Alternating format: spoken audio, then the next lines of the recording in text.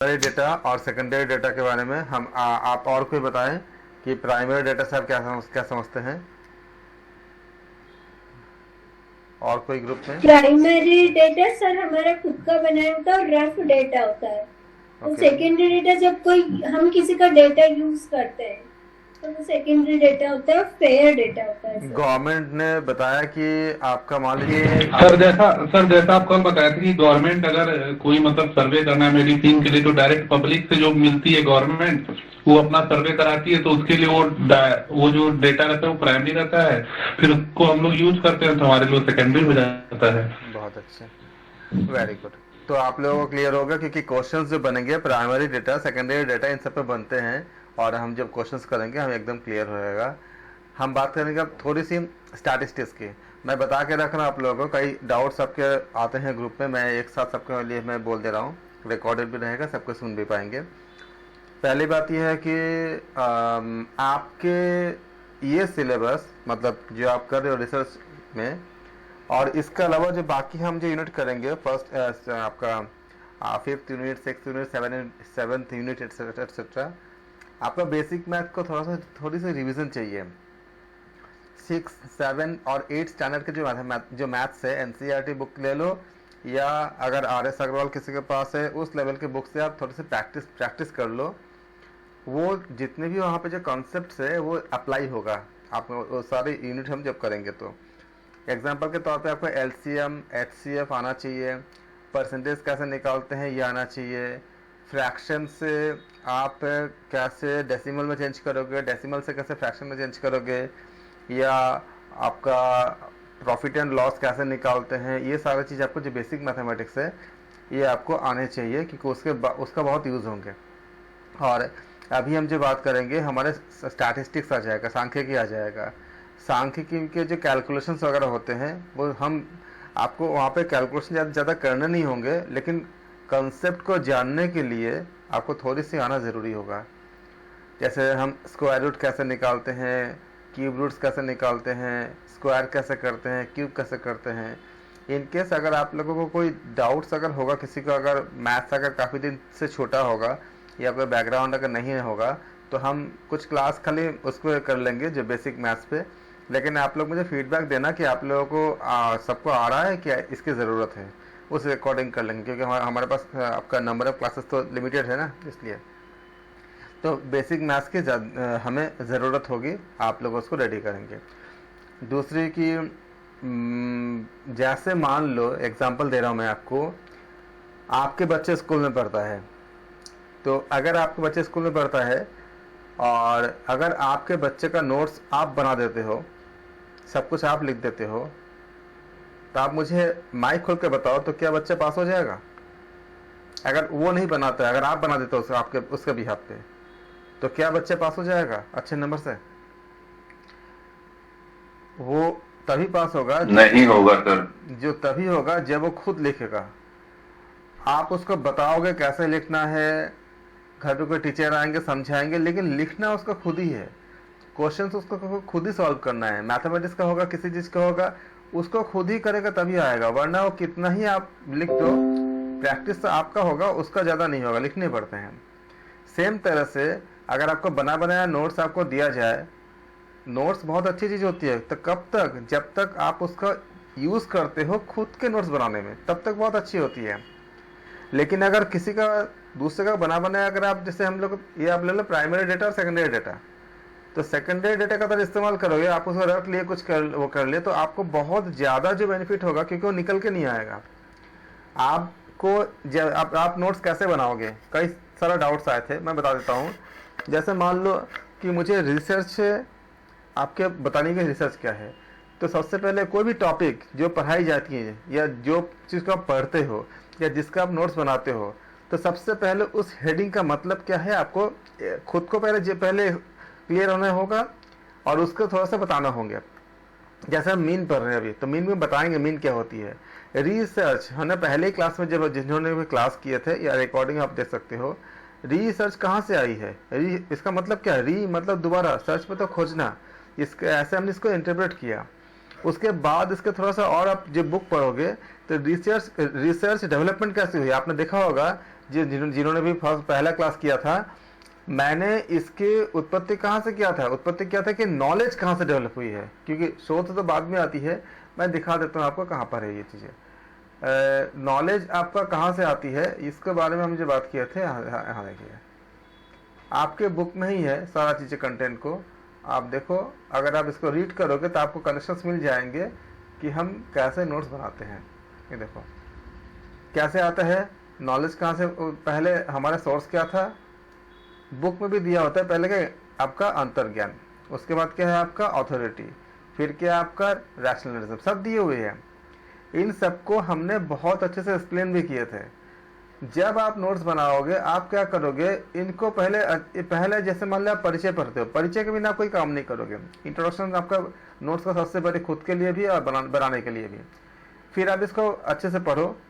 Class में मैं बता ही देता हूँ, अगर आप कंटिन्यू क्लास करते हो तो आपको सब चीज़ें यहाँ पे क्लियर करके आगे बढ़ता हूँ, नहीं तो आप रिकॉर्डिंग देख सकते हो, या आप उसके बाद भी आप इसको पढ़ो। पूरे पढ़ने के बाद आप देखो क्या कहाँ से शुरू होती है। पहले हम ज्ञान के लिए हमने क्या क्या किया था, उसके बाद उस ज्ञान को और ज़्यादा साइंटिफिक करने के लिए क्या था, ये आपका शोध उन्मुख वैज्ञानिक विधि। फिर आप रिसर्च को डिफाइन करते हो, री प्लस सर्च आती है। फिर उसका सारा, उसके पीछे आप जो परिभाषाएं पढ़ते हो जिसको विद्वानों ने दिया था, उसमें से 4-5 परिभाषाएं जो बहुत इंपॉर्टेंट है, क्योंकि इसमें सब इंपॉर्टेंट ही है सारा का सारा, उसको आप अपने कॉपी में नोट करोगे, लिखोगे, उसको समझोगे पहले फिर लिखोगे। उसमें जो डाउट्स होंगे, उसमें अगर आपको नहीं समझ में आता है कोई चीज़ें, तो उसके आपके सहपाठी या टीचर से, या जब हम पढ़ा के रखते हैं उसको आपको देखने में, या PDF जो मिलते हैं उसको आप उसमें हेल्प ले सकते हो, या जब लाइव क्लास चलेगी आप उससे बात कर सकते हो। रिसर्च को बहुत अच्छे से समझाने के लिए हमने इसको ये भी समझाया था कि आता क्या है, एक एक अल्फ़ाबेट का मतलब क्या है, इसको भी आप देख सकते हो। हालांकि ऐसा कोई पूछा नहीं गया था, लेकिन ये भी है, आपको नोट्स बहुत अच्छा बनाता है ये पूरा। जब आप एक पैराग्राफ को पूरा पढ़ लेते हो, जैसे मान लो पहले हेडिंग क्या था आपका कि परिचय में आपने पूरा पढ़ लिया, ये आपका परिचय था, इंट्रोडक्शन था। फिर आपने इसको पूरा रीड कर लिया, पूरा अच्छे से समझ लिया, पूरा कहाँ पर ख़त्म होता है, यहाँ पर ख़त्म होती है। अब इसका समरी को आप देखोगे, आप इसका समरी क्या है। समरी में हम क्या लिखते हैं, इसके जो आपका सबसे पहले जो इंट्रोडक्शन है, उसके मतलब जैसे रिसर्च हो गया, उसका मतलब क्या हुआ, उसका परिभाषा क्या हुआ, और जितना आपने इसे पढ़ा है उसका एक समरी, एक छोटा पैराग्राफ है, क्योंकि पूरा तो आपको लिखना नहीं है। हमने आज याद करो, जो लोग रेगुलर क्लास थे, रैंडम हाउस डिक्शनरी के अनुसार क्या थी परिभाषा, हमने लिखवाया था, हमने आपको बताया था सारा चीज़ें। ये बताया था कि रिसर्च क्या आपका, जैसे आपका हर आर से क्या होती है, ई से क्या होती है, एस से क्या होती है, यही आपको लिखना है। इसके बाद आपका अपने विचार रखनी है, बहुत छोटे में रखनी है, जिसमें वर्डिंग बहुत अच्छी हो और बहुत ज़्यादा एक्सपेंडेड ना हो, बस इतना ख्याल रखनी है। जब डेफिनेशन लेंगे तो डेफिनेशन देखो यहाँ पे है ना, 2 शब्द डी प्लस सर्च से मिलकर बना है। ये सारा चीज़ें हमने भी समझा, जो भी आप कोई टीचर लेगा या जो भी आप बुक पढ़ोगे उसमें होता है। उसके बाद इसका वैज्ञानिक आपका अप्रोच क्या है, छोटे में देंगे, बहुत ज़्यादा नहीं देंगे। यहाँ पे बहुत से एग्जाम्पल्स होते हैं, कुछ ही एग्जाम्पल आप लेंगे इसमें से। इसके बाद फिर आपका एक ऐसे टॉपिक लेते जाओगे, उस टॉपिक को आप, जैसे आपका प्रत्यक्षवाद क्या होती है, उत्तर प्रत्यक्षवाद मतलब पोस्ट पॉजिटिविज्म क्या होती है, सारा हम बता के रखे हैं। इसको आप अपने अगर आप कौन सी चीज़ एकदम हुबहू कॉपी करोगे जो किसी विद्वान के द्वारा दिया गया, जैसे हम अगर बोलते हैं कि WHO ने आपका स्वास्थ्य की परिभाषा क्या दिया है, तो उसमें हम अपना शब्द नहीं जोड़ेंगे, उनका WHO का पूरा हुबहू हम उसमें कॉपी पेस्ट कर देंगे। उसी तरह से अगर किसी पर्टिकुलर कोई, अगर मान लीजिए कि कोई मैथमेटिशियन, कोई साइंटिस्ट, किसी का नाम से अगर होता है, तो उसको हम हुबहू लिख देंगे। जैसे हमने कहा इसमें कि आपका रैंडम हाउस डिक्शनरी, तो इसके बाद जो वर्डिंग है इसमें आपका कोई मैनिपुलेशन नहीं होगा, एज इट इज लिखेंगे। और कोशिश करेंगे कि अगर किसी का दूसरे का जो डिफाइन करके रखे हैं उनका डेफिनेशन आप इंग्लिश में लिखें अगर हो सके तो, क्योंकि उनको कभी हिंदी में नहीं देते, हिंदी में अनुवाद की जाती है। अब अनुवाद करते समय क्या होती है, जैसे हम कहते हैं कि न्यूटन का law, every action has equal and opposite reaction, उसका आप हिंदी में या किसी और भाषा में अनुवाद करोगे तो उसमें अपने अपने वर्ड आ जाती है। इसी तरह से जब आप कोई बड़ी से आपका कोई डेफिनेशन होता है तो उसका आपका अलग अलग आपका मतलब सिनोनिम्स आ सकता है। जैसे देखिए क्या है ई से क्या है, क्या बोला था उन्होंने, एग्जैक्टनेस, लेकिन हिंदी में क्या हो जाएगा, शुद्धता। अब शुद्धता का जगह तो बहुत सारा आपका सिनोनिम्स भी हो सकता है ना, उसका भी हो सकता है मीनिंग। अब आपने इसका शुद्धता याद किया है और एग्जाम में अगर किसी दूसरे का सिनोनिम से आ गया तो आप सोचोगे कि ये तो मैंने याद ही नहीं किया था, जबकि वो तो सही भी होगा क्योंकि ये एक सिनोनिम्स है। लेकिन अगर इंग्लिश वाला पार्ट देखोगे तो इंग्लिश में वही लिखा रहेगा जो उन्होंने एग्जैक्टनेस ही लिखा रहेगा, उसका और कुछ नहीं लिखा रहेगा, क्योंकि उस विद्वान ने, उस स्कॉलर ने, उस साइंटिस्ट ने, उस रिसर्चर ने इसी वर्ड को इस्तेमाल किए थे। तो जहाँ पर भी संभव हो सके अगर आप हिंदी भी करती हो तो उसका इंग्लिश आप जरूर उसके याद रखेंगे, ये आपको बहुत हेल्प करेगा। ये सब चीज़ें आपको नोट्स बनाते समय देखने होते हैं, करने आपको खुद को ही होंगे। और ऐसे आप देखोगे नोट्स पूरा एकदम मतलब जैसे बारिश जैसे होती है, ऐसे पूरा एकदम पूरा बारिश की तरह पूरा भरा होता है।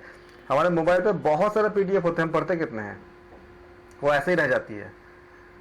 तो जब आप अपने हाथ से लिखते हो उसका बहुत असर पड़ता है। और साइंस भी कहता है कि आप देख के सुन के जितना आप सीख सकते हो, ये भी एक रिसर्च ऑलरेडी हो चुका है, उससे बहुत ज़्यादा सीखते हो जब आप खुद करते हो। आप सोचे कि कोई मैथ्स आप सीख रहे हो, कोई आपका बच्चा मैथ्स सीख रहा है, टीचर ने लिख करके दिखा दिया, बुक में किया हुआ है, घर के ट्यूशन टीचर ने करके दिखा दिया, उसका आ जाएगा? उसको नहीं आएगा। उसको कब आएगा? जब वो अपने हाथ से लिखेगा, अपने हाथ से लिख के करेगा। आपके लिए भी वही चीज़ है, हमारे लिए भी ऐसा ही था, हमने भी ऐसा ही किया था। तो अगर आपको बेस्ट करना है तो आपको अपना एफर्ट करने पड़ेंगे, अपने मतलब आपको अपना हार्डवर्क करने पड़ेंगे। उसको करने में आपको जो दिक्कतें आएगी उसके लिए हम सब है, सारा चीज़ है, सारा सिस्टम है। मैं हूँ और टीचर है, आपका बुक है, PDF है, दूसरे का नोट्स आप पढ़ सकते हो, उन्होंने कैसे लिखा देख सकते हो, वो सारा चीज़। जैसे बहुत से आपका डाउट आती है कि ऐसे हम कैसे लिखे, क्या लिखे, तो आपको ऐसे लिखनी है इस तरह से। बुक PDF का फ़ायदा ये होती है कि हम बहुत से बुक एक साथ खरीद नहीं सकते, लेकिन PDF के माध्यम में हमें बहुत से बुक मिल जाती है। अब मान लो आपको रिसर्च की परिभाषा चाहिए, आपका रिसर्च क्या होती है, तो आपने इस बुक में आपने एक चीज़ पर आपने देखा परिभाषा, अगर आपको 4-5 बुक और PDF के फॉर्म में रहेगा तो आप उसे खोल करके उनके जो डेफिनेशन है उसका आप नोट कर सकते हो कि उसमें क्या क्या दिया है। ये सारे आपको हेल्प मिल सकते हैं, लेकिन लिखने आपको खुद के ही होंगे। अगर हम लिख देंगे तो हम लिख के बना के दे सकते हैं, लेकिन उसका फ़ायदा उतना ही है जैसे कि अगर आप अपने बच्चे का होमवर्क आप खुद बनाते हो, वो अगर नहीं करता है तो ये आपको ध्यान रखनी है। नोट्स कैसे बनाते हैं वो मैंने आपको समझा दिया। आप लोगों को खुद भी पता होगा क्योंकि आप लोग मास्टर्स करके आए हो, सब कुछ ये सब सारा मतलब जो मैं आपको बता रहा हूँ वो आप लोग खुद ही कितने लोगों को बता के आए हो, तो मुझे तो बताने की ज़रूरत ही नहीं है। तब भी क्वेश्चन आया था ग्रुप पे तो मैंने बताया। इसमें जो भी आपको दिक्कत होंगे उसमें हम बोलेंगे। आपको मैं इतना समझा सकता हूँ, इतना तरह तरह का एग्जाम्पल को क्रिएट कर सकता हूँ, तो क्या मैं आपको थोड़ा सा नोट्स बना कर दे नहीं सकता? बहुत दे सकता हूँ, लेकिन उसका कोई फ़ायदा नहीं है मेरे अनुभव के अनुसार। मैं बहुत साल से क्लास ले रहा हूँ और मैंने ये देखा कि जब मैं बच्चों से बनवाता हूँ तो उसका इम्पैक्ट ही कुछ और आती है, लेकिन मैं बना के दूँ तो वैसे ही रह जाती है। इसलिए मैं मेरे मोबाइल में भी न जाने कितने GB का सब PDF पड़ा हुआ है, मैं कितना देखा हो मैं जानता हूँ कि मैं कितना देख पाता हूँ, आता रहता है सारा कहीं ना कहीं किसी न किसी ग्रुप से। आप सबके साथ भी ऐसा ही होता होगा, कितना नॉलेज आपने गेन किया उससे नहीं होता है, वो आप जब खुद करोगे तब आएगा। अब तरीका बता दिए क्या आपको कैसे करना, इसमें जो भी दिक्कत होंगे वो आप लोग पूछोगे। तो हमने देखा कि और आपके लिए होमवर्क में क्या रहेगा, आप लोग मैथमेटिक्स का जो पार्ट है उसको आप लोग शुरू कर दो। और आप लोगों के अगर कोई ऐसा कोई दिक्कत आती है, बेसिक मैथ में भी हो सकता है कोई दिक्कत आए, तो मुझे बताओगे तो मैं उस चीज़ को ले लूँगा, क्योंकि वो सिलेबस का हिस्सा नहीं रहेगा, लेकिन मैं बता दूंगा कि वो कैसे होती है। LCM, HCF, under square root निकालना, स्क्वायर करना, हाँ आपका क्यूब रूट निकालना, इसके बहुत से ट्रिक्स भी होते हैं, उस ट्रिक्स को भी समझा दूंगा। जैसे एक ट्रिक्स मैं दिखा रहा हूँ आपको कि अगर आपको मतलब स्क्वायर करनी है तो ट्रिक क्या होता है, अगर मान लो कि आपका 3 डिजिट का स्क्वायर करनी है और बेसिक डिजिट के, जैसे 107 का स्क्वायर करनी है, तो आपको किसी कैलकुलेशन में आ गया कि 1.07 इंटू 10.7 कि इसका वैल्यू कितनी आएगी। तो आप लोग नॉर्मली इसको 3 लाइन का जो मल्टीप्लिकेशन करोगे। अब प्रॉब्लम ये बात आती है कि आपको एवरेज 1 मिनट मिलती है एक क्वेश्चन पूरा करने के लिए वहाँ पे एग्जाम में। तो एक है तो 107 का स्क्वायर ही है, खाली डेसिमल का प्लेस खाली अलग अलग है। तो इसका तरीका होता है, एक बहुत शॉर्टकट तरीका बता रहा हूँ। 107 है, 107 है, आप बताओ 107 100 से कितना अधिक है? 7 अधिक है, तो 107 में 7 ऐड कर दो तो कितना आ जाएगा? इसका स्क्वायर निकाल रहा हूँ। 107 में 7 ऐड कर 7 ऐड करो, कितना आएगा? 114 आ जाएगा। उसके बाद 7 का स्क्वायर कितनी होती है? 49। आप चेक कर लो, ये आंसर है। या चेक करा दो, आपको चेक करा देता हूँ।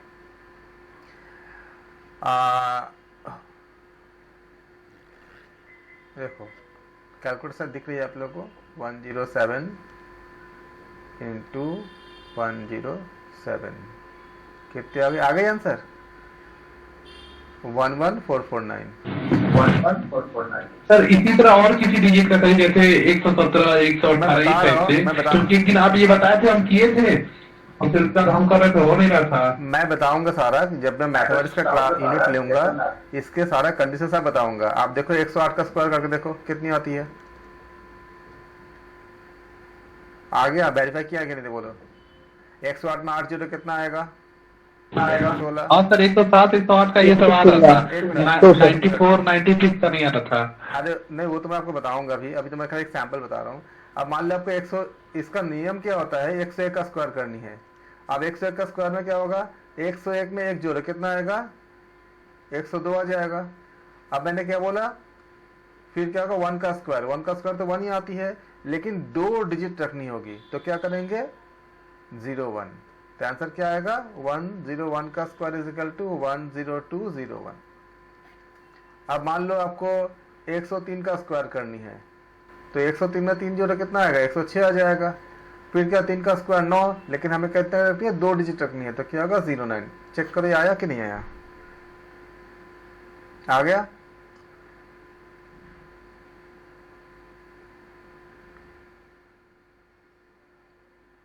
आया ना? वेरीफाई किया आपने? हाँ सर। ओके। अब मान लो सर अलग अलग कंडीशन में अलग अलग ट्रिक का इस्तेमाल करना पड़ेगा ना सर? नहीं मैं बता चुका सारा। अभी मैं एक चीज और बताता हूँ कि आपको अभी मैं आपको बता रहा हूँ। मान लो आपको 117 का स्क्वायर करनी है, ठीक है? 117 का स्क्वायर करनी है। आपने बोल रहे नहीं आया था, क्यों नहीं आया था?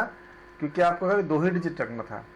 अब 2 डिजिट का स्क्वायर का तो मैं बता दूंगा। 17 का स्क्वायर कितनी होती है आपका? 289 होती है। ये भी आप सीख जाओगे कि कैसे निकालते हैं। तो 117 में 17 जोड़ा कितना आएगा? 134 आ जाएगा। स्लैश दे करके फिर 17 का स्क्वायर कितने हैं? 17 का स्क्वायर 289 होना चाहिए। लेकिन मैंने क्या बोला? केवल 2 ही डिजिट रखना होता है। कौन सा 2 डिजिट? 89 को ही रखोगे, और ये जो 2 बची है उसके पीछे ऐड कर दोगे। ये जो 2 बची है ये यहाँ पे ऐड कर दोगे, तो कितना हो जाएगा? इस 2 का ऐड करोगे तो 136, ये 2 खत्म हो गई, क्या बचा? 89। 13689। अब देखो कितना आया आपका?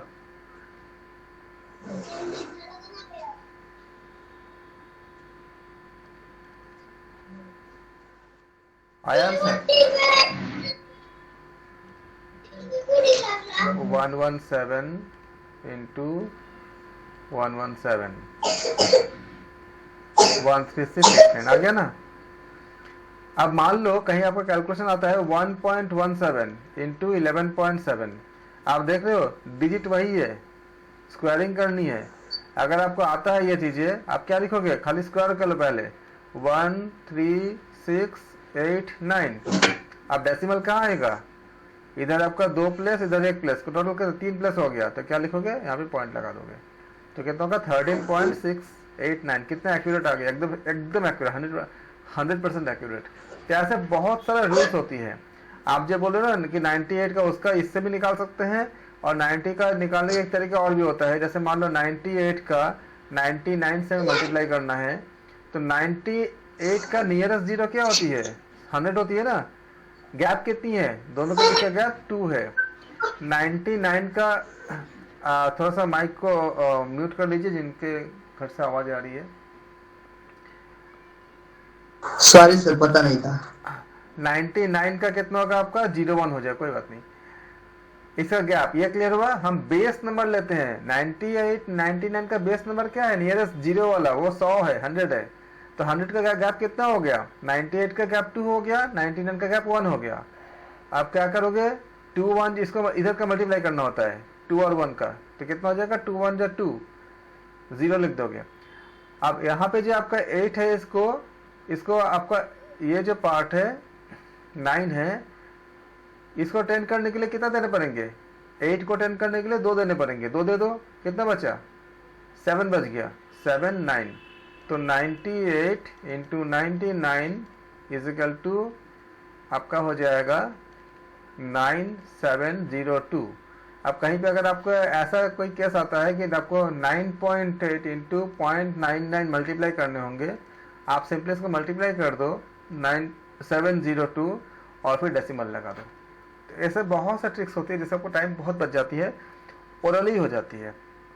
वैसे ही आपका स्क्वायर रूट का भी होती है, क्यूब रूट का भी होती है। अगर आप एडवांस मैथ जानने वाले होंगे तो आपको मैं बताऊंगा 1 + x whole to the power n is equal to 1 + nx plus n into n - 1 by 2 into 1 into x square, और चलती रहती है। यहाँ पे कंडीशन क्या है, x इज लेस देन 1।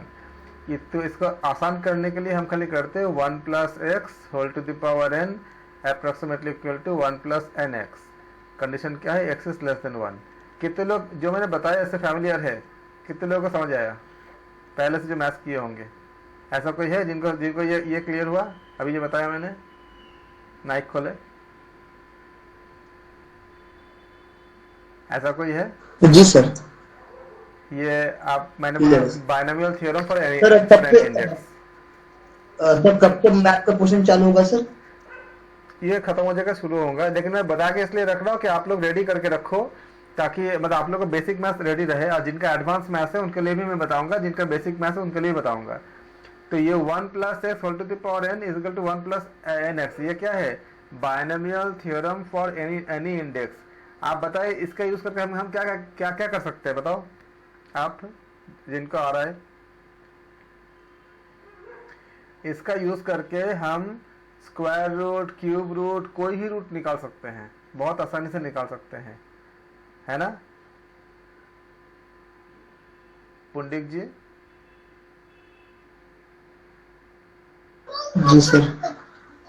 तो ये सब चीजें हैं। अगर आपको नहीं आ रहा कोई बात नहीं है, अभी हम सिखाएंगे आप लोगों को, लेकिन आप लोग खाली बेसिक मैथ्स को आप रेडी रखो। ये थोड़ी सी ये आपका मतलब नहीं आएगा तो कोई दिक्कत नहीं है, क्योंकि ये बहुत एडवांस लेवल की चीज़ है। लेकिन जिनको मैथमेटिक्स बैकग्राउंड है उनके लिए बहुत बहुत काम की चीज़ है। आप डायरेक्टली मतलब फटाफट आपका रूट निकालने के लिए काफ़ी काम आता है।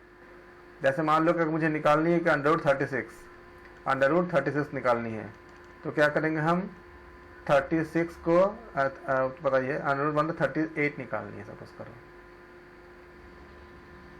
तो क्या करेंगे, इसको nearest 36 + 2 whole to the power half कर देंगे, 36 कॉमन निकाल लेंगे, 6 आ जाएगा। ये 1 + 2/36 whole to the power half हो जाएगा, क्योंकि रूट का मतलब हाफ होती है। 6 बाहर निकाल लेंगे, 1 + 1/18 होल टू द पावर 1/2। अब क्या बताया था मैंने, 1 + x whole to the power n is approximately equal to 1 + nx। n क्या है इसमें, हाफ है, तो approximately is equal to 1 + n into x. इसमें कंडीशन क्या है, x का वैल्यू लेस देन 1 होना चाहिए। देखो 1/18 क्या है, वो लेस देन 1 है, is equal to 6 into 1 + n क्या है 1/2, फिर क्या है 1/18। तो आपका रूट खत्म हो गया और क्या बचा है आपका 6 इंटू 1 + 1/36। अब इसको कैलकुलेट कर लोगे तो आपका क्या होगा, आपका आंसर बहुत इसे 6 से मल्टीप्लाई करो, 6 + 6/36 काटोगे इसको कितना 1/6 आ जाएगा, 6 + 1/6। अब 6 + 1/6 इसको कैलकुलेट हम कैसे करेंगे, 6 + 1/6 इज इक्वल टू 6 + 1/2 इंटू 1/3, तभी हम इसको 6 भी पा सकते हैं। इज इक्वल टू 6 + 1/2 मतलब 0.5 इंटू 1/3 मतलब 0.33।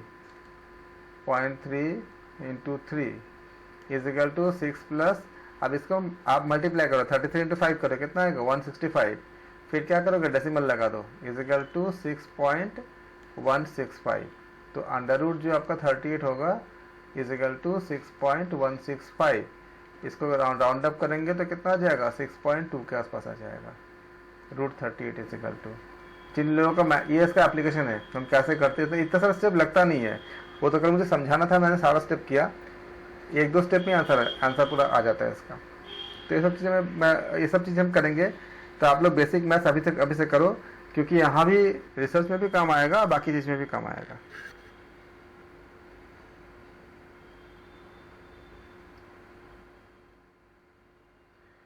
क्या नहीं जान कीजिए, आपको क्या नहीं आया बताएं, एक्चुअली वो मैसेज में देखा ही नहीं। हाँ बोल, अभी आ गया आपको पहले वाला पार्ट?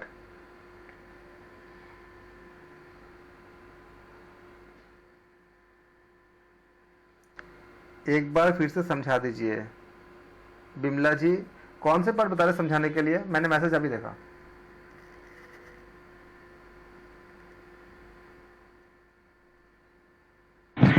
सर वो स्क्वायर के जब बता रहे थे तब मैसेज की थी, हमें लगा लेफ्ट भी कर दिए क्या। अच्छा ठीक है, ओके। मैं एक्चुअली मैसेज बॉक्स देखा नहीं, आप लोग ऐसे ऑडियो कॉल को बोल सकते हो, मुझे उसमें दिक्कत नहीं है, वो मैं मैसेज बॉक्स में अभी देखा। ओके ठीक है, तो हम देखा मीन क्या होता है आपका? मीन का मतलब होती है एवरेज, एवरेज को मीन कहते हैं। मीन को हम क्या करते हैं, मीन को हम कहाँ पे यूज करते हैं?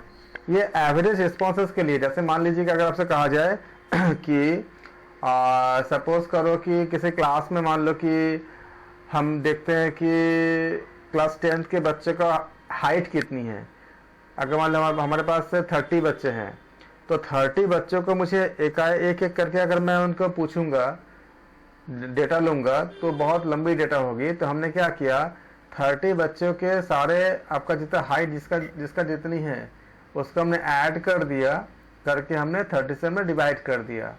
तो जब डिवाइड कर दिया तो क्या हो जाएगा, वो हमें मीन कहलाता है। आप लोगों को कुछ पूछना होगा ना, तो मेरे क्लास में आप माइक करके बोल सकते हो, क्योंकि मेरे लिए ज़्यादा कंफर्टेबल होता है अगर आप बोल के मतलब वो करोगे तो एट ए टाइम तुरंत ही आप मुझे बोल उसमें खोल के बोल दो, कोई दिक्कत नहीं है। जिसका जो डाउट होगा, मैसेज बॉक्स में मुझे कभी नजर जाता है कभी नहीं जाता है, तो वो गैप हो जाता है। अब जैसे मान लो कि 3 लोग हैं, 3 बच्चों का हाइट मान लो, किसी का हाइट मान लो कि किसी का वेट लेते हैं, किसी का वेट मान लो कि 60 किलोग्राम वेट है, और एक का वेट है आपका 65 किलोग्राम वेट है, और किसी का वेट आपका जो है मान लो कि आपका 70 किलोग्राम वेट है। अब मुझे तीनों का हम अलग अलग डेटा मैं लेना नहीं चाहता, मैं एक लमसम जानना चाहता हूँ। तो इसको क्या बोलेंगे, एवरेज वेट अगर निकालेंगे तो कैसे निकालेंगे, is equal to 60 plus 65। Sir show नहीं हो रहा है सर, स्क्रीन शेयर नहीं हो रही है, मेरे हाथ से तो हो रही है, बाकी सब हो रही है। स्क्रीन तो आप वो लिख रहे हो हाँ किस सबको देख रही है? नहीं नहीं नहीं सर, नहीं दिख रही है। अब दिख गई। अभी दिख गई। तो अगर इसका मतलब आपका नेटवर्क डिले होगा, कुछ वहाँ पे कनेक्शन का कोई दिक्कत होगा, मतलब डिले जा रहा है। को प्रॉब्लम आ रही है सर। हाँ जी, सभी को प्रॉब्लम, सभी को नहीं दिख रहा था सर। अच्छा तो ऐसे अभी दिख रही है, फिर मैं रीजॉइन कर लूंगा, कोई दिक्कत नहीं है। सब मेरे end से कोई दिक्कत होगा तब। हाँ सर अभी दिख रही है सर। ओके, अगर कोई ऐसा इशू होगा ना तो आप मुझे मतलब माइक खोल के बता दीजिएगा, कोई इशू नहीं है। कुछ आपको समझ पे नहीं आया या कोई ये ऐसा कुछ आता है तो बोल दीजिए।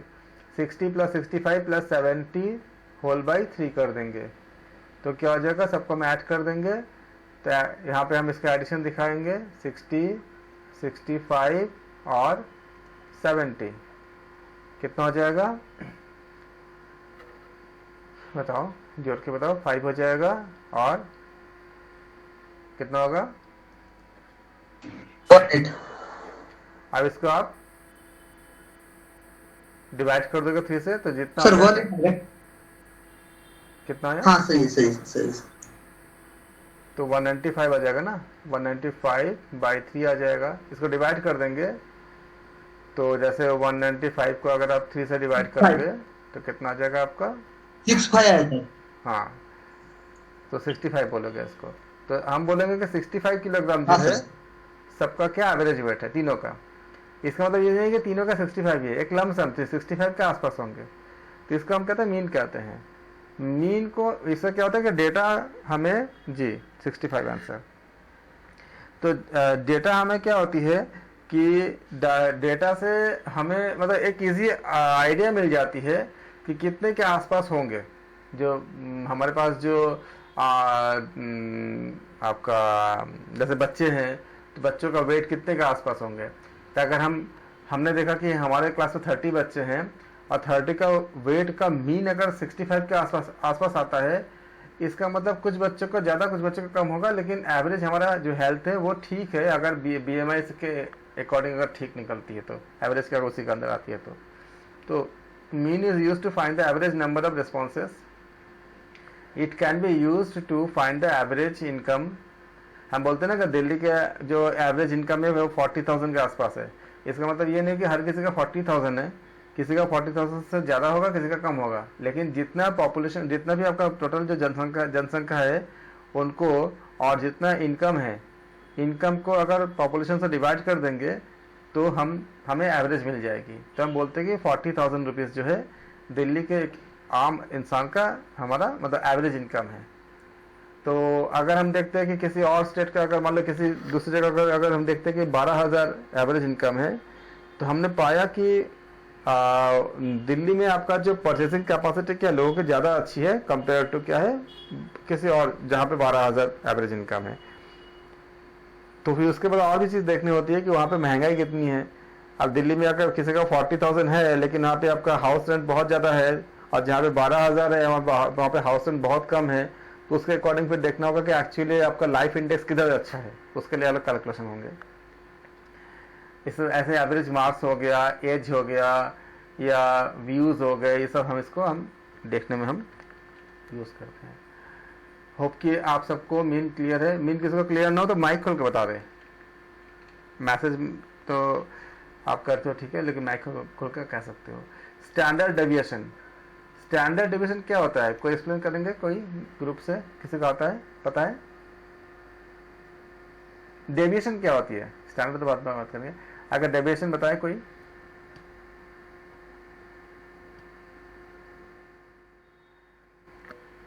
जो हमारा एवरेज डेटा, हाँ डिवाइड है सर। हाँ बताएं। डिवीजन यानी डिवाइड क्या सर? डेविएशन का मतलब डिवाइड बता रहे हो आप? डिवाइड होता है क्या, ऐसे बोल रहे हैं सर? नहीं, डेविएशन का हिंदी होता है विचलन। विचलन। आपने पढ़ा होगा ना किस आपका स्टैंडर्ड डेविएशन क्लास मतलब पहले के क्लासेस में। मानक विचलन याद करो आप, आपने याद किया होगा। मानक विचलन नाम का एक वर्ड था सांख्यिकी में। दिन से शाम तक का सर इसका मतलब ये होता है कि कोई वैल्यू जो है वो एवरेज से कितनी डेविएट कर रही है, कितना अलग जा रही है, बिल्कुल कितना डिफरेंस है। बिल्कुल सही। हम क्या करते हैं, हमने कहा कि देखो ऐसा है कि किसी ABCD किसी पार्टी XYZ कोई पार्टी है, पॉलिटिकल पार्टी, उस पार्टी को जो है 500 अगर आपका पूरा अगर सीट है मान लो, तो 500 में से हमारा सर्वे ये कहता है कि 400 सीट उसको मिलना चाहिए। हमारा सर्वे ये कहता है 500 सीट में से। तो हमने इसको हमने फोरकास्टिंग कर लिया, हमारे जो टेक्निक है उस टेक्निक है, मतलब स्टैटिस्टिक्स का जो मेथड है उसको यूज़ करके। अब उसके बाद जो रिजल्ट आया, वो रिजल्ट कितना आया, पता चला कि उन पर 410 सीट मिली है। तो ये हमारा डेटा से जो हमने फोरकास्टिंग किया था कितना अलग आया, कितना विचलित हुआ, दैट इज द डेविएशन। अब अगर 400 हमने बोला था और 410 आ गया तो ये स्टैंडर्ड डेविएशन है। थोड़ा बहुत आपका मतलब जैसे इसका अगर हम ग्राफ खींचेंगे, मान लो अगर इस तरह से ऐसे आता है कुछ, तो थोड़े बहुत क्या है डेविएशन तो होता रहता है कि हमने 400 बोला था, 410 आया, तो हमारा कैलकुलेशन काफ़ी हद तक एक्सेप्टेबल है। लेकिन अगर 400 बताया और किसी का अगर सीट आ गया मान लो कि 260 आ गया, तो हमारा जो कैलकुलेशन है बहुत ज़्यादा डेविएट कर गया तो स्टैंडर्ड नहीं मानेंगे, तो वो आपका एक्सेप्टेबल नहीं होगा। तो एक रेंज, आप जब सर्वे भी देखते हो कि जब आप कोई आपका चुनाव होता है तो चुनाव के समय क्या होता है, ये बोलते हैं हर कोई पार्टी या जो आपका जो जिसमें आपका सर्वेक्षण होता है, तो चुनाव पूर्व सर्वेक्षण जब होती है तो उसको बोलते हैं ये कि हमारे आकलन के मुताबिक, हमारे कैलकुलेशन के मुताबिक किसी पार्टी को 500 में से 400 सीट मिल सकती है, लेकिन इसमें क्या है प्लस माइनस 5% आपका कर लो। इसका मतलब क्या हुआ, 5% आपका ज़्यादा भी हो सकता है, 5% आपका कम भी हो सकता है। तो इसमें 5% निकालोगे तो कितना आएगा, 20 आएगा, यानी कि 420 और 380, क्योंकि 5% 20 है ना, 20 माइनस कर दो, 20 ऐड कर दो 400 में से, तो बता देंगे कि इसके रेंज के अंदर आपका जो है सीट आने की पॉसिबिलिटी है। ये हमारा डेविएशन है। तो अगर किसी को 410 मिलता है, इसका मतलब क्या हुआ, उस रेंज के अंदर ही हुआ। तो इस तरह के जो हम एक कैलकुलेशन करते हैं कि जिसके डेविएशन का मान लेते हैं कि इतना स्टैंडर्ड हो सकता है, उसको हम एक्सेप्ट कर लेंगे, उसे कहते हैं हम लोग SD यानी स्टैंडर्ड डेविएशन। आप लोगों को जो सिलेबस है उसमें कैलकुलेट नहीं करना है, आप लोगों को खाली टर्म जाननी है कि क्या होती है। It is a measure to spread out the data around the average. Average हमारा क्या है, मान लो 400 है, लेकिन उससे कितनी कम या कितनी ज़्यादा होती है, उसको हम इसको मेजर करते हैं। It signifies how diverse the data is. It is useful measure for the comparing different set of data. Comparing only the basis of the average will not, क्योंकि खाली हम खाली अगर एवरेज बोल दें, औसत बोल दें, तो क्या ये बात कंप्लीट होती है। एग्जाम्पल के तौर पे मान लो कि क्लास में हमने 100 बच्चे हैं सपोज करो, और मैंने सबका एवरेज 10 क्लास है, 10 क्लास में मान लो 100 बच्चे हैं, तो 100 बच्चे का हमने एवरेज हमने क्या लिया, हमने एज निकाल लिया। पता चला कि एवरेज एज जो है कितना है आपका 15.5 ईयर्स है। 15.5 ईयर्स मिला हमको कि क्लास 10 के जो बच्चे हैं उनका, या 16 ईयर्स मिल गया, मान लो 16 साल के एवरेज ईयर्स मिल गया हमें। इसका मतलब क्या हुआ कि कोई बच्चे का एज 16.5 होगा या 17 होंगे या 15 होंगे, ऐसा कुछ होंगे, लेकिन उसके आसपास होंगे।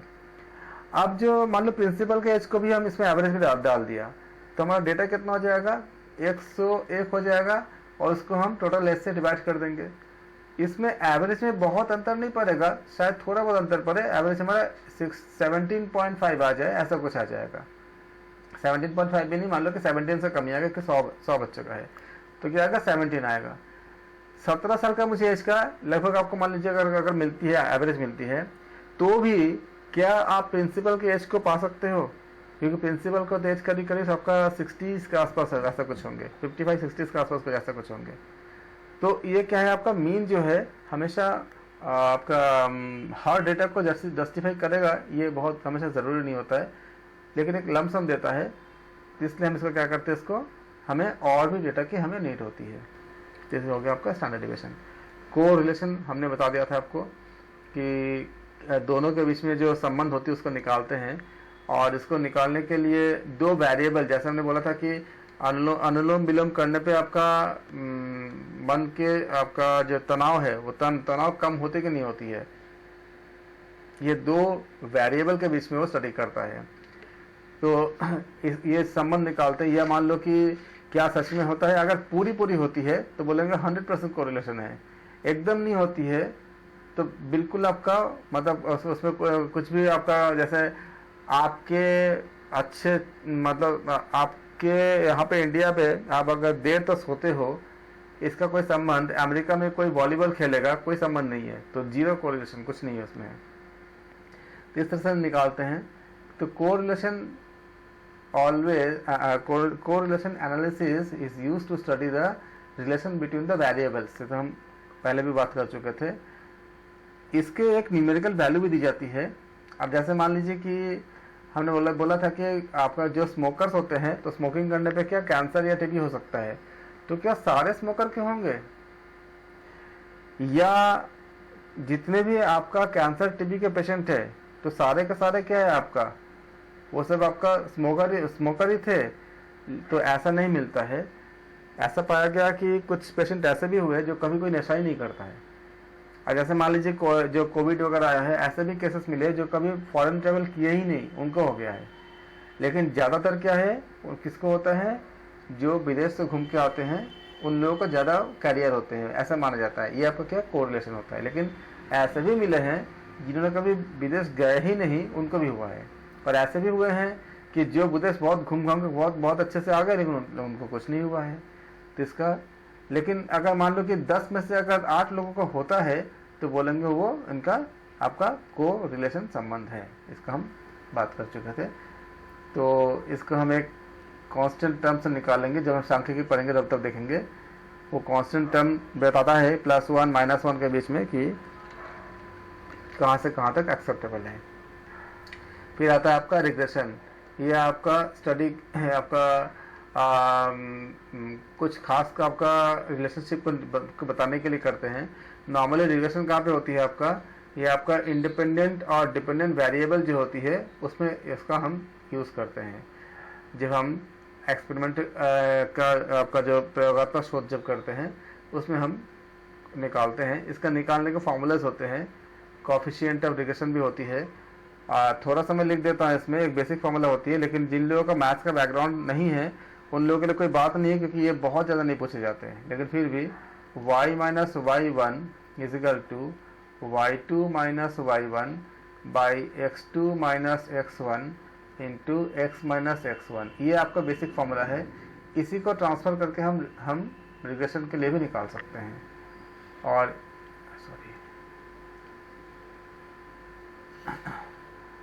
और इसको हम ऐसे भी दिखा सकते हैं कि y - y1 = derivative ddx of y into x - x1।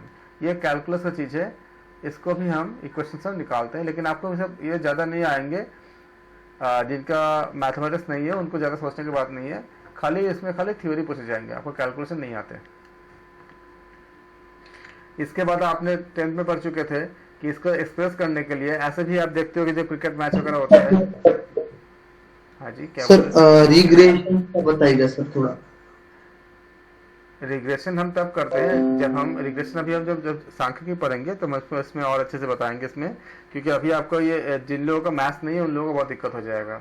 Regression क्या करता है आपका, जिस समय हम एक्सपेरिमेंटल जब हम रिसर्च करते हैं, प्रयोगात्मक जब हम शोध करते हैं, तो उस समय आपका जो वेरिएबल, डिपेंडेंट वेरिएबल और इंडिपेंडेंट वेरिएबल का जो संबंध होती है उसको डिफाइन करता है। जैसे हमने बोला ना कि आपका भ्रामरी प्राणायाम करने पे या अनुलोम विलोम करने पे आपका अनिद्रा के जो अनिद्रा की दिक्कत खत्म होती है। तो अनिद्रा एक आपका वेरिएबल है और अनुलोम विलोम आपका दूसरा आपका वेरिएबल है। इसमें एक डिपेंडेंट वेरिएबल है, एक आपका इंडिपेंडेंट वेरिएबल है। तो आप किसी का अनिद्रा पे आपका कंट्रोल नहीं है, कंट्रोल किस पे है आपका, प्राणायाम को आप कम या ज़्यादा कर सकते हो, इसमें आपका कंट्रोल है। ये संबंध बताने के लिए हम क्या करते हैं, रिग्रेशन एनालिसिस करते हैं। और रिग्रेशन एनालिसिस का कैलकुलेशन कैसे होती है ये आपका सिलेबस में भी नहीं है, और इसके बारे में हम बात करेंगे जब हम सांख्यिकी पढ़ेंगे। लेकिन आपको इसकी बहुत ज़्यादा ज़रूरत नहीं है, क्योंकि आपको कैलकुलेशन करने के लिए नहीं आता है। इतने जानकारी चाहिए कि इसका इस्तेमाल कहाँ पे होती है। फिर इसके बाद आपका आता है जैसे आपका पाई चार्ट, ग्राफ्स, टेबल, इस सब का जो आप जो 10th क्लास में जो चीज़ आपने पढ़ा, आप देखे होंगे कि हम बार ग्राफ दिखाते हैं, फिर वेन डायग्राम दिखाते हैं, फिर आपका बबल चार्ट दिखाते हैं, फिर आपका पिरामिड दिखाते हैं। आप देखते हो ना कि कभी क्रिकेट मैच होता है तो क्या होता है, इसमें इस तरह का कुछ दिखा देते हैं, ऐसे आपको दिखाते हैं, हिस्टोरिकल आपका जो ग्राफ दिखाते हैं, इस तरह से आप दिखाते हैं कि हाँ पहले बॉल में इतने रन लिए, बॉल 2 में इतने आया, बॉल 3 में कुछ रन नहीं आया, बहुत कम रन आया, बॉल 4 जो है एक पहला बॉल, दूसरा बॉल, तीसरा बॉल, और इसके बाद वो कोई रन नहीं मिला उनको, और इस तरह से वो दिखा देते हैं कि कौन सी किस बॉल में कितने रन मिला। ये जो आपका क्या हुआ, जो ज़्यादा पढ़ा लिखा नहीं होगा उसको भी एक आइडिया मिल जाती है। तो इसको हम कहते हैं, हम इसको ग्राफिकली दिखा देते हैं। ऐसे आपका पाई चार्ट में क्या करते हैं, आपका ऐसे हम सर्कल बनाते हैं और ये हम पूरा 100% मानते हैं।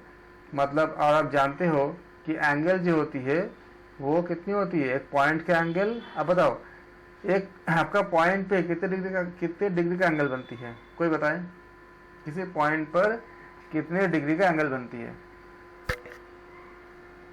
या पॉइंट एंगल कितने डिग्री का होता है, बताएं कोई। 60 डिग्री इक्वल पर करना सर। हाँ जी, कितने? 360 डिग्री इक्वल टू 100%। बिल्कुल सही मीना जी, आपने बहुत अच्छे बताया कि एक पॉइंट पे कितने डिग्री होती है, 360 डिग्री होती है। क्या सब कोई इससे एग्री करते हो कि 360 डिग्री होती है? कैसे होती है पॉइंट पे? ऐसा कोई है जो जो एग्री नहीं करता है? मुझे उनसे ज़्यादा अच्छे से मैं वो कर सकता हूँ। ऐसा कोई हो तो बताए जो ये एग्री नहीं करता, ये नहीं पता है कि कैसे 360 डिग्री होता है। ऐसा कोई हो तो बताओ जिनको नहीं पता कैसे होता है। जी सर, मुझे नहीं पता है। देखो कैसे होता है, मैं दिखा रहा हूं आपको। ये मान लो एक पॉइंट को मैंने बड़ा कर दिया तो ऐसा कुछ सर्कल बनेगा आपका। अब इसके बाद इसमें मैं करता क्या हूं, इसको हमने 4 हिस्से में डिवाइड कर दिया। अब ये एंगल कितने बनेगा, इसका मान लो हमने नाम दे दिया ए ओ बी सी डी। अब बताओ एंगल ए ओ बी कितना सब बनेगा? 90 डिग्री। 90 बनेगा, 90 बनेगा, 90 बनेगा, 90 बनेगा। चारों 90 को ऐड कर दो कितना आएगा, 90 इंटू 4 आ जाएगा इजिकल टू 360। अब इसी सर्कल को छोटा कर दो तो भी क्या होगा, 360 रहेगा। इसको और छोटा कर दो तो भी क्या होगा, 360 रहेगा। करते करते एक पॉइंट पे ले आओ तो भी क्या होगा, 360 डिग्री रहेगा। इसलिए किसी पॉइंट पे क्या होगा आपका, 360 डिग्री का हमेशा एंगल बनती है। अभी क्लियर हो आप सबको?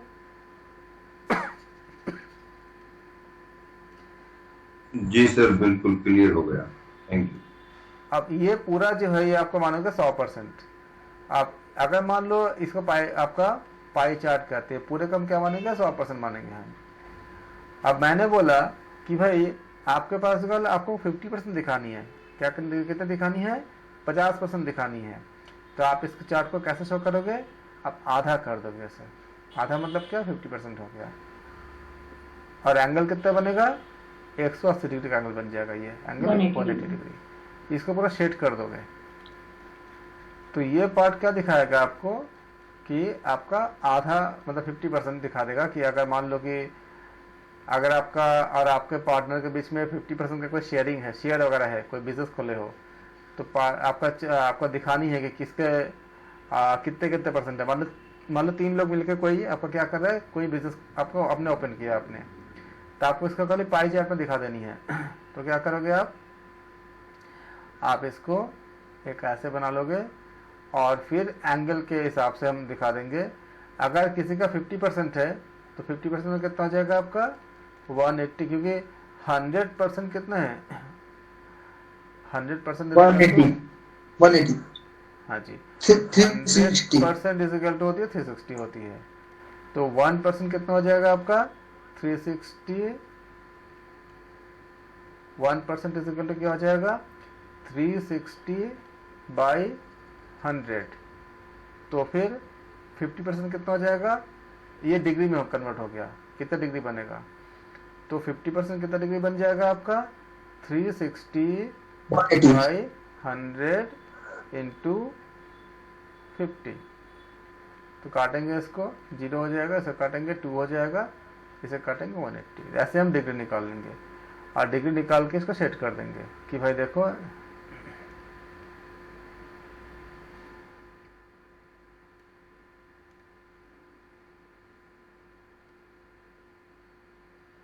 ये मैंने बनाया, इसमें आपका क्या बना, 180। अब बाकी मेरे पास 3 पार्टनर कुछ और पार्टनर भी है, 3 को मैंने दिखा दिया कि ये एंगल कितने डिग्री है आपका। ये आपका अभी तक आपका कैलकुलेशन करने की जरूरत नहीं है, आधा आपका दिख गया कि हाँ आधा है, मतलब आधा आधा हो गया।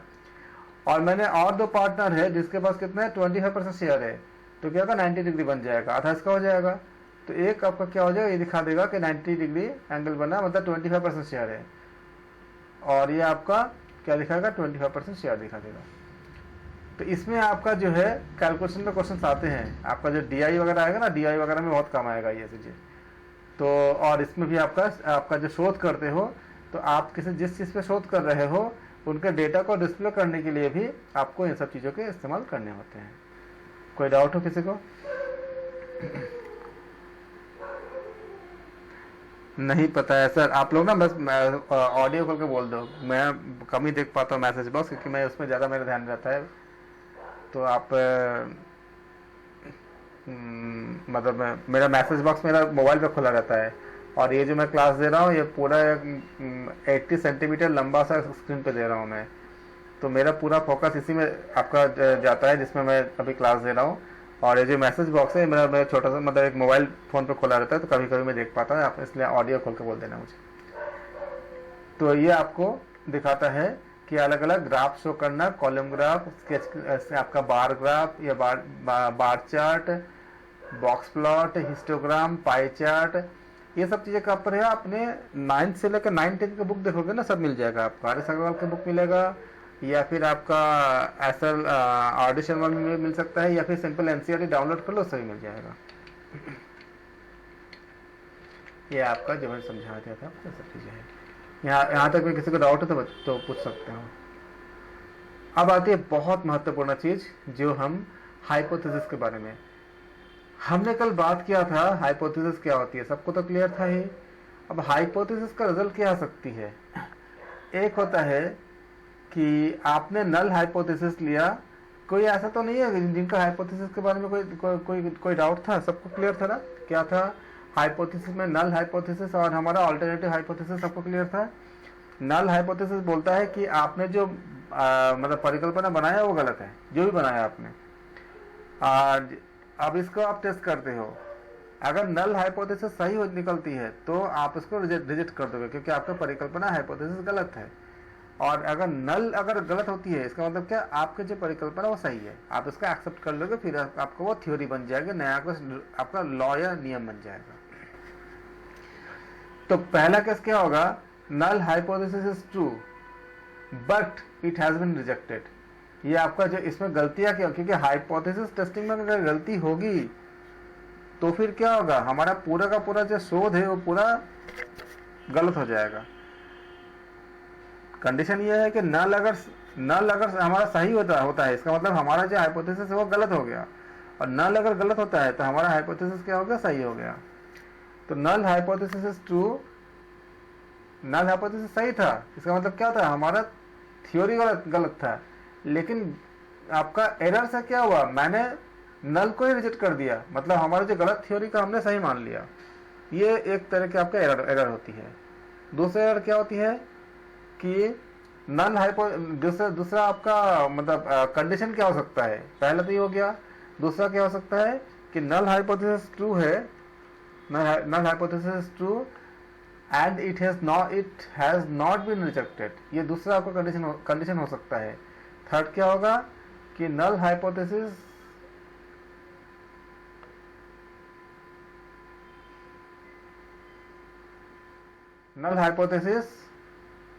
False and it has been rejected.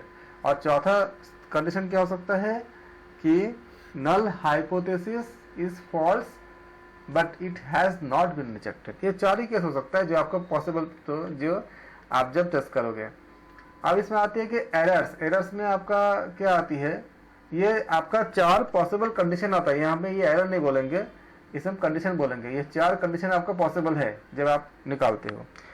Error में क्या आती है, H0 इज ट्रू, मतलब क्या, नल हाइपोथेसिस ट्रू है लेकिन आपने रिजेक्ट कर दिया, मतलब H0 रिजेक्ट H0, इसे कहते हैं टाइप 1 एरर। इसका मतलब क्या था, अगर H0 ट्रू मतलब नल हाइपोथेसिस ट्रू है, कि वो हम जैसे मान लो कि एग्जांपल के तौर पे क्या सूत्र नीति और जल नीति क्या पाचन तंत्र पे कोई असर ठीक करता है, कोई असर पड़ता है, ये हम टेस्ट कर रहे थे। तो नल ने बोला नहीं, सूत्र नीति या जल नीति करने पे पाचन तंत्र में कुछ असर नहीं पड़ता। अब मैंने टेस्ट करके पाया कि सच में नल जो बोल रहे वो सही है, कि सूत्र नीति और जल नीति करने पे हमारे पाचन तंत्र से कोई लेन देन नहीं है, कुछ भी असर नहीं पड़ता उसका। लेकिन हमने क्या किया, नल को ही हमने रिजेक्ट कर दिया कि नहीं, नल जो है वो गलत है। इसका मतलब क्या हो जाएगा, इसका मतलब ये आ जाएगा कि सूत्र नीति और जल नीति का करने से हमारा पाचन तंत्र अच्छा होता है, ये आ जाएगा। जबकि ये क्या हो जाएगा, ये एरर आ गया, गलत आ गया कि आपका नल तो ट्रू था लेकिन मैंने उसको रिजेक्ट कर दिया। तो ये आपको होता है टाइप 1 एरर। ये आपको बस यही पूछेंगे टाइप 1 एरर क्या होती है। और दूसरा क्या आपका कि नल तो फॉल्स था लेकिन आपने उसको एक्सेप्ट कर लिया, तो उसे कहते हैं टाइप 2 एरर। इसमें कोई डाउट हो किसी को तो बता दें। सबको क्लियर है? सर नहीं समझा क्या होगा टाइप 2 एरर, क्या होगा नहीं समझा। नल फॉल्स था लेकिन आपने उसको ट्रू मान लिया, ये आपका टाइप 2 एरर है। और नल सही था लेकिन आपने उसको गलत मान लिया, तो यह टाइप 1 एरर है। मैंने आपको एग्जांपल बताया आपको कि मान लो कि हम एक शोध करते हैं कि क्या जल नीति और सूत्र नीति का पाचन तंत्र पर कोई असर पड़ता है। तो हमने एक्चुअल रिजल्ट क्या था, एक्चुअल ये था कि पाचन तंत्र पे कोई असर नहीं पड़ता। जब आपका नल क्या बोलेगा, नल बोलेगा नहीं, जल नीति और सूत्र नीति का पाचन तंत्र से कोई मतलब नहीं है, पाचन तंत्र को कुछ अच्छा नहीं करता, कुछ में अच्छा बुरा कुछ नहीं करता, ये नल कहेगा। अब अगर मेरा एरर होगा तो नल ने क्या कहा कि पाचन तंत्र पे कुछ भी आपका असर नहीं पड़ता, लेकिन मैंने नल को ही हमने रिजेक्ट कर दिया। तो फिर उसका परिणाम क्या आएगा, आप बताओ परिणाम क्या आएगा, कोई बोलो ग्रुप में से, इसका परिणाम क्या आएगा? एरर आएगा सर। हाँ, तो परिणाम क्या आएगा, रिजल्ट क्या आएगा? सर पहले एक बार पाचन तंत्र पे असर पड़ता है। हाँ, यही आएगा ना। तो शोध क्या होगा, आपका गलत हो जाएगा। उस शोध का जो इस्तेमाल करेंगे उनके पास क्या जाएगा, गलत बात जाएगी ना। हमने ये माना था, मेरा ये हाइपोथेसिस था कि पाचन तंत्र पे अच्छा होता है, कुछ असर पड़ता है अगर हम जल नीति सूत्र नीति करते हैं। ये बात क्लियर हुई? हमारा हाइपोथेसिस था कि जल नीति और सूत्र नीति करने से पाचन तंत्र पे असर पड़ता है, ये हमारा हाइपोथेसिस था। ये बात क्लियर हुई? हाँ ना, ऐसे बताइए। जी सर। ठीक है, आप चुप रहोगे तो मुझे क्लियर नहीं होगा, समझ नहीं आएगा कि आपका आया कि नहीं आया। लेकिन टाइप 2 एरर है। हाँ जी, मुझे लगता है टाइप 2 एरर है। क्या है आपका कि H not true but it is rejected, तो क्या हो जाएगा, टाइप 1 एरर आ जाएगा। और H not false but it is not reject, unable to reject मतलब एक्सेप्टेड, तो क्या होगा, टाइप 2 एरर आ जाएगा। ये क्लियर हो गया? जी सर, मतलब जैसे शून्यकर परिकल्पना जो होती है, नल हाइपोथेसिस, वो समझ ट्रू होगी तो ट्रू होती है और उनको हम रिजेक्ट करते हैं तो फर्स्ट एरर आता है, टाइप 1 एरर आता है। ठीक है, और फिर जो वो नल हाइपोथेसिस गलत होती है और हम सत्य मान बैठते हैं तो वो टाइप 2 एरर होता है। तब ये बताइए सर उसको अल्फा, सर टाइप 1 को अल्फा और टाइप 2 को बीटा भी बोलते हैं सर। हाँ जी, अल्फा बीटा भी बोलते हैं। ठीक है, बिल्कुल। आप ये मुझे बताइए कि आपको क्यों उल्टा लग रहा था। अब आप जिन्होंने बता रहे थे अभी कि उनको उल्टा लग रहा था, सही लग रहा था, अभी क्लियर हो गया? क्लियर हो गया पूरा कि कैसे? ये ऑलरेडी डेफिनेशन ही बोलता है कि H not is true but it is rejected, तो क्या हो जाएगा, टाइप 1 एरर आ जाएगा। क्लियर हो गया नहीं हुआ? हो गया। और H1 is false but it is unable to reject, मैंने एक्सेप्ट कर लिया, तो क्या होगा, टाइप 2 एरर आ जाएगा। इसको पहले का अल्फा एरर भी बोलते हैं, अल्फा भी बोलते हैं, दूसरे का बीटा भी बोलते हैं। अल्फा ऐसे लिखते हैं, सिंबल से अगर लिखा जाएगा अल्फा हो जाएगा ये, और नीचे का क्या हो जाएगा, बीटा हो जाएगा।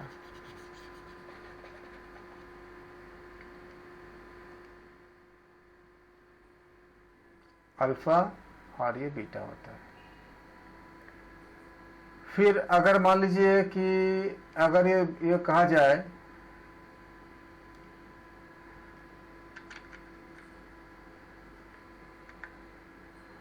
One tailed and two tailed test कहते हैं इसको, सर ये जो आपने नल हाइपोथेसिस के बारे में बताया, अगर मान लो हम नल वाला नहीं लेते हैं, रिसर्च में हमने नल हाइपोथेसिस नहीं लिया, तो भी एरर तो आएगा उसमें।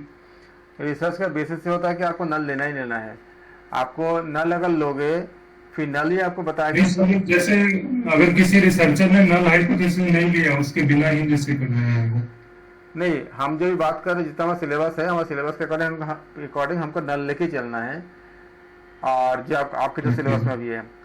और नल नहीं लेकर चलेगा तो वो सिलेबस के बाहर की बात हो जाएगी, उसका अभी उसके बारे में बात हम नहीं कर सकते अभी, क्योंकि फिर वो सिलेबस के मामला। तो इसमें अगर मान लो कि अगर कोई असर नहीं होता है दो अलग अलग बातों पे, तो क्या बोलेंगे DA=DB। मान लो कि दो अगर सैंपल ले लिया आपने, दो ड्रग ले लिया आपने, दो दवाइयाँ ले लिया आपने, A और B, और आपने ये बोला था कि इसमें B जो है ज़्यादा बेहतर है आपके A से। लेकिन अगर ये नल क्या बोलेगा कि नहीं, बेहतर नहीं है, मतलब क्या है, DA=DB। मतलब उसमें जो A का जो आपका A में जो मतलब दवाई A जो काम करता था, दवाई B भी वही काम करता है, उसमें कोई अंतर नहीं है। लेकिन अगर ऑल्टरनेटिव होगा तो ऑल्टरनेटिव बोलेगा कि अगर ऑल्टरनेटिव अगर ट्रू होता है तो बोलेगा नहीं, ये दोनों एक काम नहीं करता, दोनों अलग अलग है, दोनों का आपका लेवल जो है दोनों अलग अलग है। इससे बोलेंगे नॉट इक्वल टू, बोलेंगे is not is such that. इसको बोलते हैं, ये जो दो बिंदु होती है इसका नाम होता है सच दैट। ऐसा है कि, हिंदी में बोलते हैं इसका ऐसा है कि, और इंग्लिश में पढ़ते हैं इसको सच दैट। ये फंक्शन चैप्टर से आई है मैथमेटिक्स के, कि is not such that DA is not equal to DB। मतलब आपका जो आपका मेडिसिन था A और B, इनके इफेक्ट एक जैसा नहीं है। ये कौन बोलेगा, जब आपका नल अगर नल ट्रू होता है तब बोलोगे DA is equal to DB, क्योंकि नल हमारा हाइपोथेसिस था कि A और B दो मेडिसिन है, B या A कोई एक ज़्यादा आपका इफेक्टिव है। नल बोलेगा, अगर ऐसा होगा तो नल बोलेगा कि DA=DB, कोई इफेक्टिव दोनों में से कोई अलग अलग इफेक्ट नहीं है, दोनों का इक्वल इफेक्ट है। लेकिन ऑल्टरनेटिव क्या बोलेगा कि DA=DB। मतलब क्या हुआ, या तो B जो ड्रग है, जो दवाई है, वो ज़्यादा असरदार है A से, या A जो है B से ज़्यादा असरदार है, लेकिन दोनों बराबर नहीं है। इस तरह से हम इसको इक्वल टू या नॉट इक्वल टू के बीच में हम इसको अप्लाई देते हैं। और इसको हम ऐसे भी दिखा सकते हैं कि अगर DA अगर आपका कम अगर असरदार है तो बोलेंगे DA इज लेस देन, आपका लेस देन मतलब कम, और ये बोलेंगे ग्रेटर देन मतलब ज़्यादा। तो अगर आपका नॉट इफेक्टिव होगा तो उस अकॉर्डिंग हम इसको सिंबलाइज कर सकते हैं इसको। फिर इसका ग्राफ के बारे में हम और ज़्यादा बात करेंगे। फिर आपका आता है, ये सब हम बात कर चुके कि सामान्यीकरण क्या होती है। रिसर्च रिपोर्ट, हम रिसर्च रिपोर्ट हम कैसे हम जिन्हें एक्सप्लेन करते हैं, कैसे हम बताते हैं, उसके तरीके होते हैं रिसर्च रिपोर्ट लिखने के। इसके बारे में हम फिर इसको कि हमने उसमें कौन से मेथडोलॉजी हमने इस्तेमाल किया है रिपोर्ट में, पहले हम उसका टाइटल लिखेंगे, फिर उसको हम एक्नॉलेजमेंट लिखेंगे, उसके बाद इसका बैकग्राउंड के बारे में लिखेंगे, फिर इसका एब्स्ट्रैक्ट लिखेंगे, और फिर इंडेक्स लिखेंगे। ये देखो, सबसे पहले हम क्या लिखेंगे, इसका टाइटल लिखेंगे कि इसका टाइटल क्या है। उसके बाद हम क्या करेंगे, उसके बाद हम करेंगे एक्नॉलेजमेंट लिखा। आप कोई भी बुक देखोगे ना, बुक में लिखी रहती है, सबसे पहले टाइटल लिखी होती है, उसके अंदर क्या लिखी होती है, एक्नॉलेजमेंट लिखी होती है। अगर कोई अच्छे बुक देखोगे, जैसे पियर्सन का बुक देखो, या ऐसे कोई और भी कोई मतलब अच्छे राइटर का बुक देखो, ऐसे लिखी होती है। उसके बाद क्या होता है, आपका बैकग्राउंड के बारे में होता है, फिर एब्स्ट्रैक्ट होता है, फिर उसके अंदर इंडेक्स होता है, और कहीं पे अगर कोई टेबल लिखा है, कोई किसी आपका कोई डायग्राम वगैरह है तो उसका लिस्ट होती है, लिस्ट ऑफ टेबल होती है। जहाँ पे जैसे अगर आप एनाटॉमी की बुक देखते हो तो एनाटॉमी की बुक में आपको सेपरेटली एक इंडेक्स होता है जिसमें लिखा होता है कि कौन से डायग्राम किस पेज पे है, कि आपका पाचन संस्थान के डायग्राम किस पेज पे है, या अलग अलग जो मेन जो डायग्राम है वो कहाँ पर है, ताकि ढूंढने के में कोई दिक्कत ना हो। तो list of table, list of figure, इसके बाद आपका लिस्ट ऑफ अपेंडिक्स हम लिखते हैं कि अपेंडिक्स में हम कुछ जानकारी ऐसी होती है कि कभी कभी ऐसा होता है कि हमने किताब लिख लिया और उसमें कुछ आपका एरर रह गया।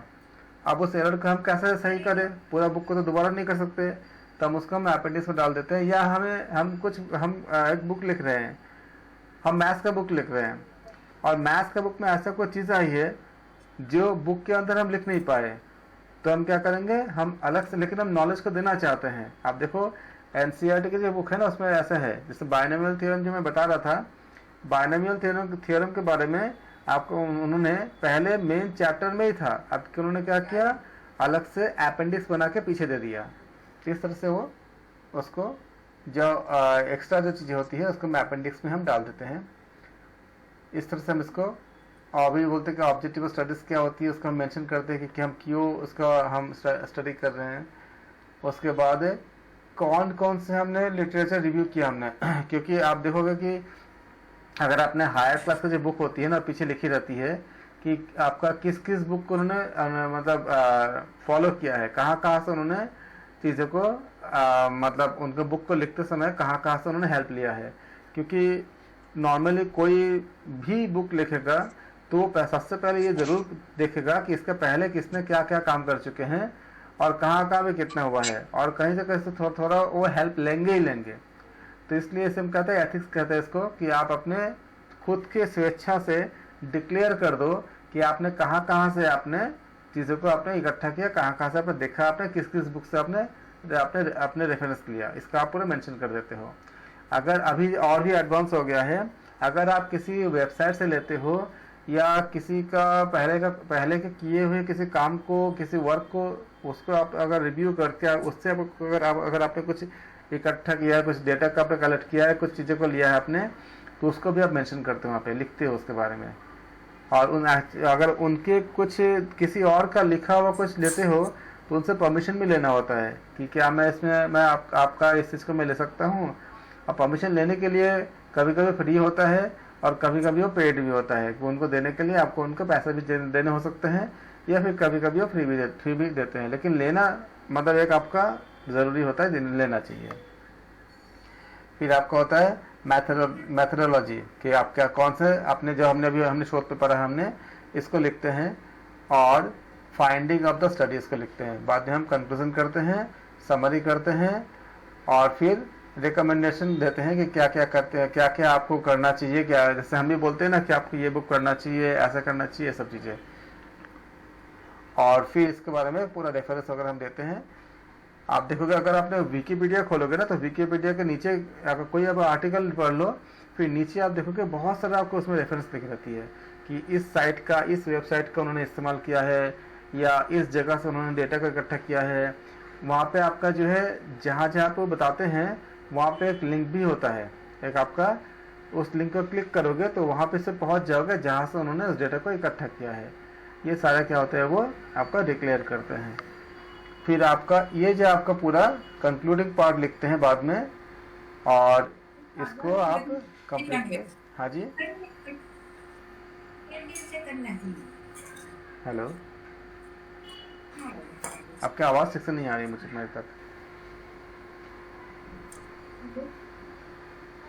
कोई कुछ बोलना चाह रहे क्या?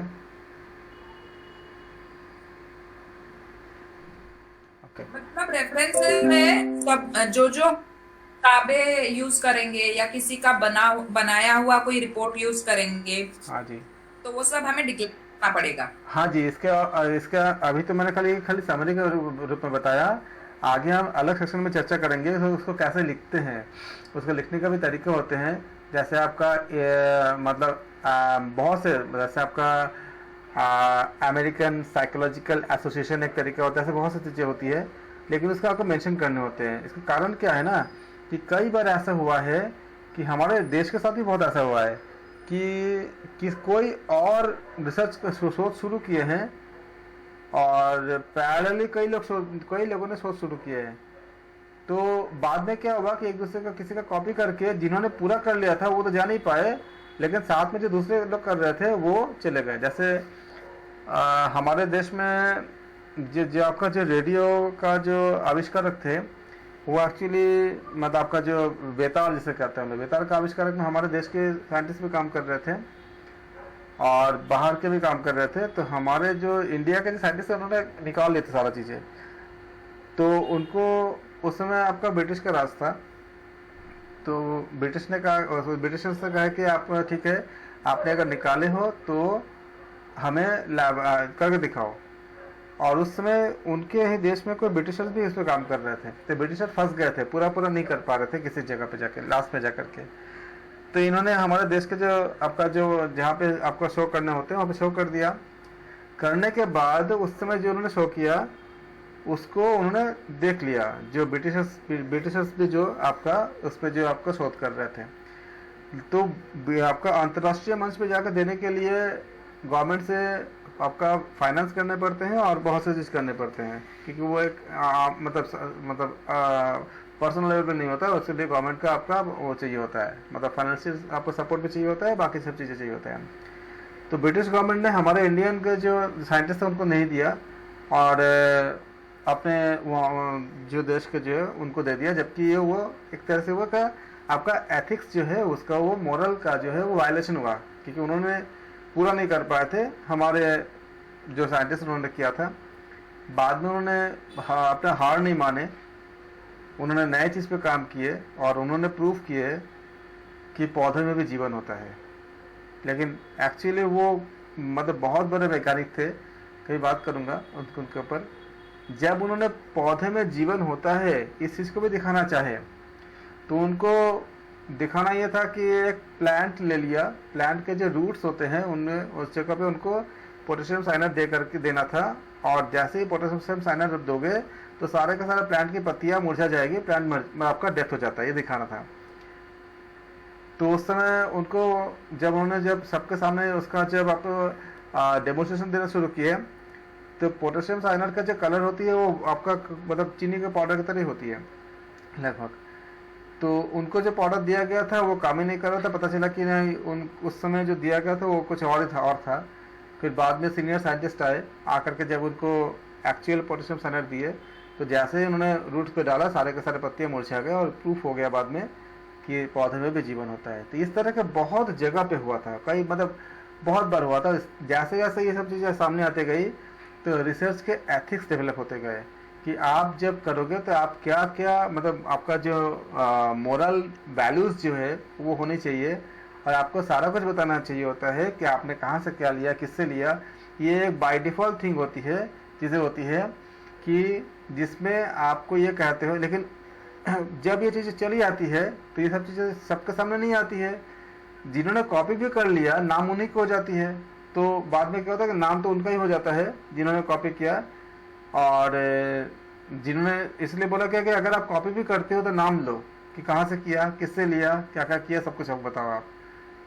तो इस तरह से क्या हुआ कि उनको ये चीज़ें लगातार डेवलप होता गया, अभी भी डेवलप हो रही है, और भी बहुत सी चीज़ें हैं जहाँ पे आपका इस तरह के वायलेशन होता है।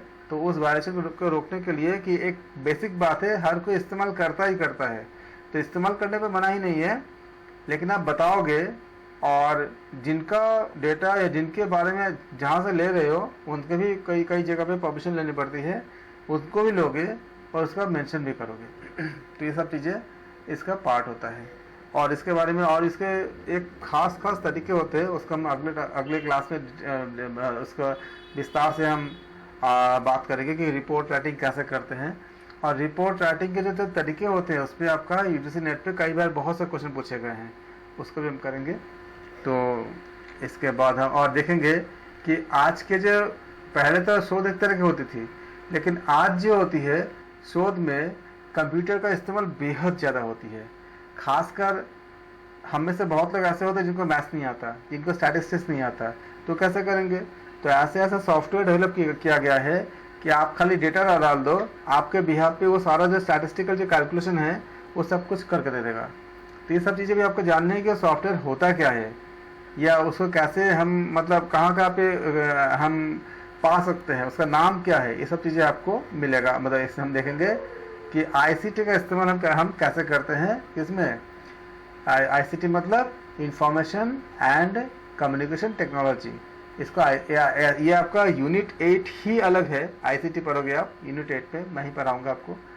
तो आईसीटी में आप ये जानोगे कि किस तरह से आपको क्या नए टेक्नोलॉजी का इस्तेमाल हम कैसे करते हैं। जैसे आप उस समय देखोगे कि हमारे ऐसे बहुत सारे चीज़ें बनाई गई है, जैसे शोध सिंधु हो गया और गूगल स्कॉलर है, और भी ऐसे बहुत से प्लेटफॉर्म हैं जहाँ से आपको बहुत से चीज़ों को जो पहले का जो जिन्होंने शोध किए हैं उनके सारा जो शोध कार्य जितने भी हुए हैं सब सेव है। वहाँ से आप पढ़ भी सकते हो, वहाँ से आप डेटा को ले भी सकते हो, और आपका लिटरेचर रिव्यू करने में काफ़ी हेल्प मिलती है। हर तरह की चीज़ें इसमें वहाँ पे मौजूद है जितना अभी तक हो चुकी है। तो हमारे इंडिया का भी है, और गूगल स्कॉलर नाम के अगर आप टाइप करोगे गूगल में तो आपको मिल जाएंगे। फिर वहाँ पे सर्च ऑप्शन आता है, फिर आप जिसके ऊपर जो भी शोध आप मतलब ढूंढना चाहते हो उस पर आप टाइप करोगे तो उससे संबंधित चीज़ें आपको मिल जाएगा देखने के लिए। ऐसे हमारे और भी है, ई शोध सिंधु है, और भी कई चीज़ें प्लेटफॉर्म है, इसके बारे में हम बात करेंगे। थैंक यू, आज हम यहाँ तक रखते हैं, और अगले क्लास में इसको हम डिटेल में करेंगे कि रिपोर्ट राइटिंग कैसे करते हैं, और इनके संबंधित जो सॉफ्टवेयर होती है और किस तरह के सॉफ्टवेयर कहाँ पे अप्लाई होती है, और उसका सोर्स क्या होती है और क्या काम करती है, और उसका कंप्यूटर का इस्तेमाल हम कैसे करते हैं, ये सारा चीज़ हम बात करेंगे।